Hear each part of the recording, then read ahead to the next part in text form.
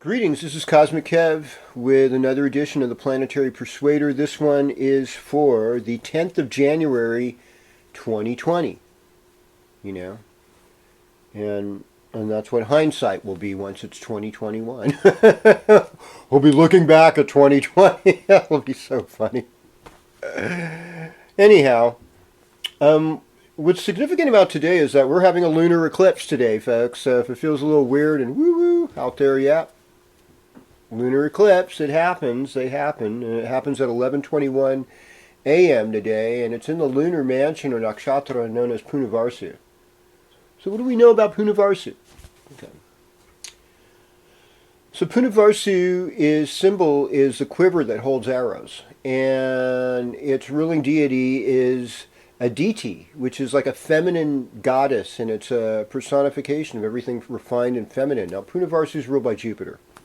Jupiter loves the moon, and the thing about Punavarsu is that it likes to be in a nice house, but it also likes to take a lot of trips.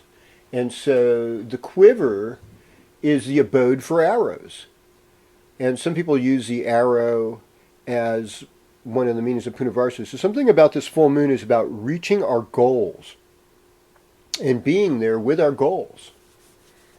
In that placement of Gemini at 26 degrees Gemini. In the sidereal zodiac, if we look in the constellation of Gemini, that's where it's going to be. Okay, so for the majority of you viewers, you're familiar with Western astrology and sun signs and all that stuff. And so, moon's in Cancer. So that's an ultimate full moon, right? Cancer full moon. So the moon is giving its feeling, its emotion, its mood. And we associate Cancer in Western astrology with history, with the mucous membrane, especially smells, cooking, our relationship to mother, whatever's nurturing, wherever our emotions are at. And air signs in the Vedic sidereal zodiac are oriented towards emotions, whereas in the Western zodiac, they're kind of cold and intellectual and aloof.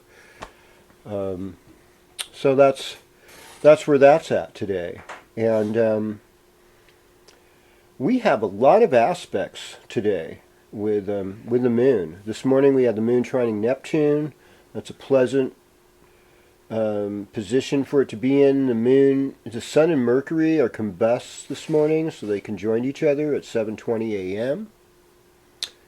So it's going to be hard to distinguish the truth from your mental perception. And then there is, of course, the full moon at 11:21 a.m. Then we have moon opposing Mercury just slightly after, because they're so close to each other, at 11:33 a.m. And then we also have moon opposing Saturn at 3:43 p.m. and moon opposing Pluto at 3:58 p.m. And to top it all off, we've got Uranus going direct at 5:48 p.m. So what I get out of this is we've been in this heavy imbalance of just Capricorn energy. In the Western zodiac, Capricorn this, Capricorn that. How do we use things? What's practical? What are our goals to obtain status or usefulness? Something that's built to last.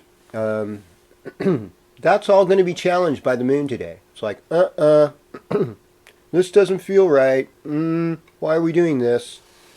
So there needs to be some kind of compromise. So like in a lot of ways, it's a Venus day. That makes it nicer. It is a Friday. But we've got to get down to what we want to compromise with, what we're willing to compromise.